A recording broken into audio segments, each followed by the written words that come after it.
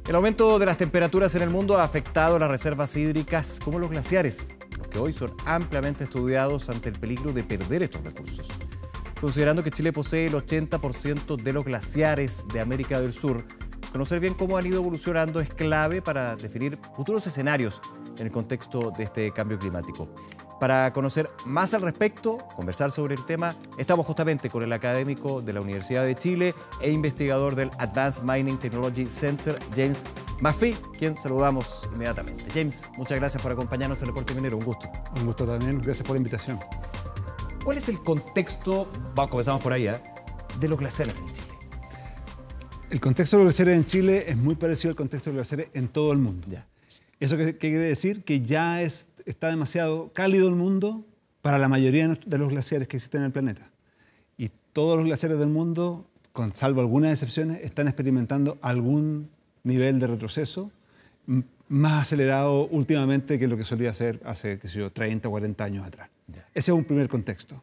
Tenemos, como lo dijiste en la introducción, una gran cantidad de glaciares. Chile es un país, junto con Argentina, que tiene una concentración de glaciares notable, los campos de hielo sur en la Patagonia, ¿cierto? Pero también los glaciares en la zona central de Chile y glaciares también más pequeñitos que llamamos cubiertos por detritos o glaciares rocosos que están más bien concentrados en la zona centro-norte. De hecho, en Chile hay 26.000 glaciares. Es un número grande y efectivamente sí, es muy importante. La mayoría de ellos son bastante pequeños. Ya. Pero efectivamente, como tú dices, son muchos y están concentrados en un territorio relativamente grande. Ahora, son bien importantes los glaciares desde el estudio, pero por sobre todo del aporte que entregan en términos, solamente un ejemplo, de reservorios de agua, ¿no? Así es. Como lo sabemos, ¿cierto? Los glaciares se trata de hielo, de agua congelada, ¿cierto? Que está congelada hace mucho tiempo, de hecho, desde en algunos casos hace varios miles de años. Y esa agua congelada se ha ido derritiendo, ¿cierto? Progresivamente a medida que el clima del planeta se calienta. Por supuesto, cada invierno reciben aportes de nieve que se transforman en hielo eventualmente. Pero en general podemos verlos como reservas que llevan bastante tiempo ahí y que están en proceso de entregar sus aguas hacia las cuencas aguas abajo. Déjame hacer un paréntesis.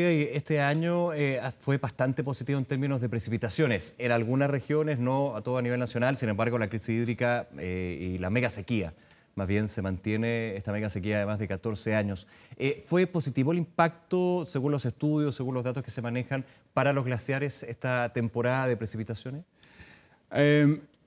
Presumimos que sí. Ya. No es directo saberlo, hay mucho que desconocemos respecto a los glaciares, en parte porque se ubican en zonas muy remotas, difíciles de acceder. El efecto de las precipitaciones, que típicamente ocurre en el invierno, es más bien desconocido porque en invierno es aún más difícil acceder a los glaciares. En general es más fácil acceder en la primavera y en el verano. Entonces existe todavía un manto de dudas sobre este efecto relativo, ¿cierto?, entre las precipitaciones y las temperaturas. No solamente que llueva, es que se condense y se solidifique esa hielo. Que se acumule ese hielo y qué va a pasar después en la primavera y verano siguientes. Entonces, hay un balance ahí que se va dando entre invierno y verano, el cual todavía la ciencia no logra dar con el equilibrio y con los números exactamente para poder hacer predicciones más certeras hacia adelante. ¿Cómo evaluar el efecto de este cambio climático, del aumento de las temperaturas en el efecto que han tenido los glaciares en los últimos años, James? Tenemos que combinar un montón de información y observaciones. Por una parte, hoy día, por ejemplo, los satélites que están disponibles hace algo así como 40, 50 años en el mundo, ¿cierto?, nos permiten hacer un seguimiento más o menos constante del tamaño de los glaciares cuando se pueden observar. Entonces podemos ver cómo van retrocediendo o cómo van avanzando en algunos pequeños casos. Las precipitaciones son muy difíciles de medir y de observar. Y las temperaturas algunas veces somos capaces de observarlas. Entonces es necesario, ¿cierto?, ir pudiendo medir todas estas variables que hacen efecto, ¿cierto?, en el volumen de hielo disponible. Al mismo tiempo, la cantidad de hielo disponible uno puede observar tal vez un glaciar, pero como tú dijiste, tenemos 26.000. ¿Cómo podemos llevar la información que observamos en un glaciar a comprender lo que pasa en esta gran diversidad de cuerpos de hielo que están distribuidos en una tremenda región de importancia? Así que combinamos estas informaciones, la física, la matemática nos ayudan para generar modelos que nos permitan predecir a lo mejor qué es lo que va a pasar. Déjame entrar al ámbito de la minería y hacerte la siguiente pregunta, James. ¿Por qué es importante para la minería estudiar los glaciares? ¿Cuál es la relevancia también de los glaciares y el entorno que se conjuga con la actividad minera? Desde el punto de vista de los recursos hídricos del país, la gran cantidad del agua de la que disponemos proviene de zonas cordilleranas. La cordillera de los Andes realmente domina nuestro sistema, nuestro clima, nuestra hidrología. Y en ese sentido la minería se desempeña o se desarrolla en esta misma zona.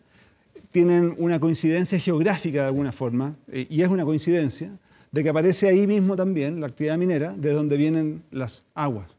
Y por lo tanto, me parece que la minería juega un rol relevante porque se desenvuelve en esa zona.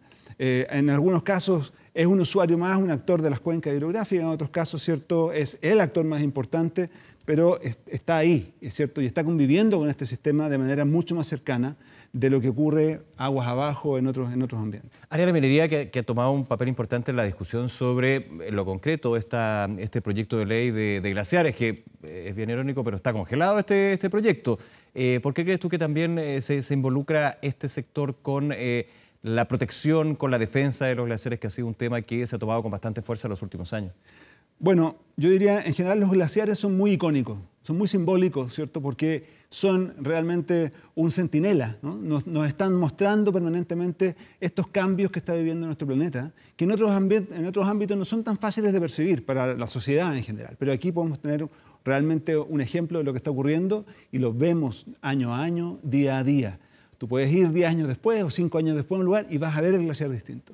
Entonces, yo te diría que los glaciares son muy importantes por esa razón, pero también son simbólicos de una necesidad que tenemos como colectivo, ¿cierto?, que es la de proteger nuestra naturaleza. Claro.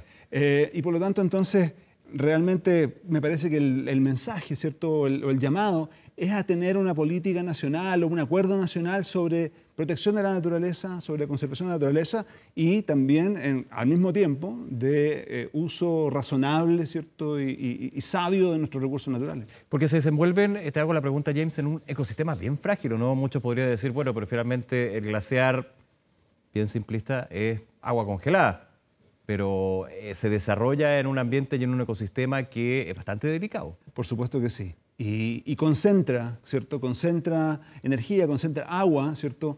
Es, de alguna forma, una componente muy relevante de ecosistemas bastante sensibles y frágiles, como son los ecosistemas altoandinos, cordilleranos.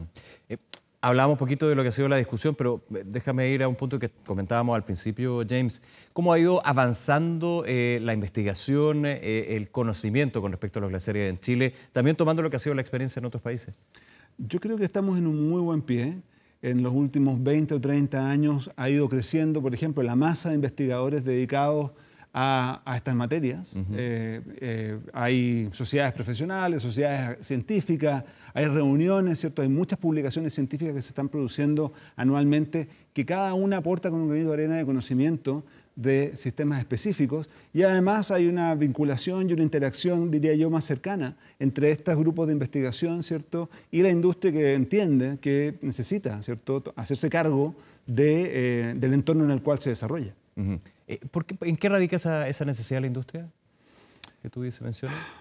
Hace algunos años me tocó conversar con representantes de la industria minera y se hablaba de la licencia social para operar. Perfecto. Y me parece que todo nuestro sistema de protección del medio ambiente, el sistema de evaluación de impacto ambiental, toda la normativa que tenemos, de alguna forma trata de avanzar en esa dirección. Cualquier industria, y no solamente la minera, necesita cierta legitimidad y licencia social para operar y para poder contribuir como corresponde al desarrollo de la sociedad. Y por lo tanto, entonces, ese es el contexto en el cual yo creo que nos encontramos. Hablábamos del aporte, hablábamos de la relevancia. Ahora te pregunto el estatus, digamos, el elemento clave que significan los glaciares en el ciclo hidrológico. ¿Cómo poder abordar un poquito eso? Mira, yo trabajo en dos ámbitos fundamentalmente en la cordillera. Trabajo en glaciares y trabajo en nieve también. Y la nieve típicamente tiene una importancia volumétricamente mayor que la de los glaciares desde el punto de vista del aporte de agua a las cuencas de un año para otro. Sin embargo, los glaciares aportan de manera focalizada en lugares específicos y en tiempos específicos donde la nieve ya juega un rol menor. Es como una estrategia muy bien pensada, ¿eh? La naturaleza tiene sus cosas. Sí, claro. Si tú visitas Santiago o cualquier ciudad de la zona central de Chile el próximo mes, en enero o en febrero, y tomas un vaso de agua de la llave, la probabilidad de que esa agua venga del derretimiento de un glaciar es bastante alta. Es más que la mitad, probablemente. Entonces podemos decir que la mitad de este vaso va a ser derretimiento de glaciar. ¿Cómo va a cambiar eso en 20 o en 30 o en 40 años más? Es algo que todavía no somos capaces de decir a ciencia cierta. Y probablemente nosotros como sociedad, para estar adaptados ante el cambio climático, ese conocimiento tenemos que construirlo. A nivel de sociedad y en tu experiencia, James McPhee, ¿has visto que el tema glaciares se ha tomado la conversación más allá de la academia, más allá de los gobiernos, de las organizaciones? Me parece que es un tema que convoca, es un tema que es fácil, diría yo, no sé si fácil, pero es... Abordable. Como decía, es abordable porque los glaciares están ahí, los puedes ver, ¿cierto? Son un centinela y están más tiempo, por ejemplo, que el caso de la nieve, que aparece y la vemos y nos encanta, y luego desaparece, y hasta el siguiente año. Nosotros desde aquí de Santiago podemos mirar la cordillera y vamos a ver glaciares en cualquier día del año. Cualquier día del año. Yo te preguntaba por la situación afuera, en el exterior, donde también se ha abordado la investigación sobre los glaciares. ¿Hay lecciones que tomar de afuera? Siempre es importante también una mirada afuera, más allá de las fronteras, digamos, donde se han abordado estas problemáticas, donde se aborda actualmente lo que es el efecto del cambio climático, que es a nivel universal. Yo diría, yo participo en muchos grupos de trabajo mundial, en este sentido, sí, a nivel mundial, y las problemáticas son muy similares. Los aprendizajes, yo te diría, tienen que ver con la importancia del conocimiento. La importancia del conocimiento para tomar decisiones y para poder adaptarnos mejor al futuro que nos espera. El año 2025 la UNESCO tiene ya organizado el Año Internacional de la Preservación de Glaciares y Ecosistemas Asociados y básicamente busca justamente lo que estamos hablando, ¿cierto? Aumentar la relevancia, aumentar el conocimiento y la conciencia, ¿cierto?, sobre lo que representan los glaciares y todo lo que se asocia a su entorno. Esto pensándolo y haciendo quizá un paralelo como cuando en los grandes seminarios, no seminarios, pero sí en las reuniones, digamos, de los países donde se aborda lo que son las emisiones de gases de efecto invernadero, los bonos de carbono, también los glaciares han ido tomando ese papel, ese rol, no rol, pero sí ese estatus. Yo te diría que los glaciares nos convocan, convocan y nos movilizan, porque como decía, los vemos, están ahí y los vemos cambiar año a año. Entonces nosotros, para nuestras generaciones, es una llamada de alerta, de atención a que tenemos que tomar acciones para mitigar el cambio climático y para adaptarnos hacia el futuro. Por último, James, yo te preguntaba por el proyecto de ley de protección de glaciares, un tema más bien legislativo, pero ¿cómo se debería reencauzar, crees tú, o retomar, o cuáles son los puntos donde se debería enfocar la discusión, desde lo técnico? Desde lo técnico, me parece que es importante relevar la importancia de proteger nuestra naturaleza, proteger nuestro entorno natural, identificar y tomar acuerdos también como sociedad, como país, sobre qué costos estamos dispuestos a pagar por acceder a un nivel distinto de desarrollo para la sociedad y qué activos, ¿cierto?, qué patrimonio natural tenemos que preservar y conservar a toda costa. Yo te diría que si logramos ese acuerdo, probablemente podamos destrabar la situación. Y los glaciares son parte de ese patrimonio natural. No están aislados, ¿cierto? Están en un contexto. Y en un contexto que combina lo físico, las aguas, lo biológico, con flora y fauna, y lo cultural también, porque hay muchas sociedades y comunidades que se desarrollan en esos ambientes. Toda una historia también detrás. Así es. James McPhee, un placer. Muchas gracias por habernos acompañado, James, en esta conversación. Gracias a ustedes. Que estén muy bien. Chao. No olvides suscribirte a nuestro canal de YouTube.